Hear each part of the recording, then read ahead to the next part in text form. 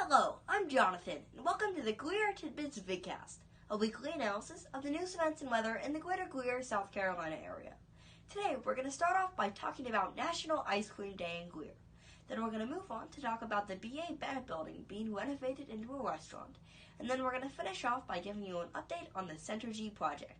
That's coming up here on the Greer Tidbits Vidcast. National Ice Cream Day is coming soon on July 21st.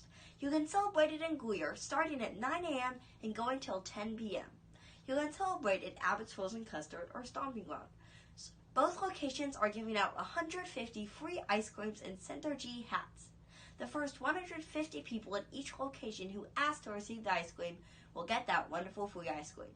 We hope that you can get some free ice cream in downtown Greer on National Ice Cream Day. If you've ever been to downtown Greer, you've undoubtedly seen the B.A. Bennett Building. This is the triangular building at the corner of Poinsett and Trade. This building has sat without a business inside for quite a few years, and it looks like it will soon have a new restaurant. This restaurant will actually have seating on the roof. Since this is such a historic building, the owners of the building who are planning this are planning to keep the seating on the roof away from the street so you can't see it. Hopefully, this building will continue to have its historic look and continue to add to Greer while also serving a great purpose. We'll continue to keep you updated on this building and the progress and work inside here on Greer Tidbits. Before I finish, I'd like to give you a quick update on the Center G project.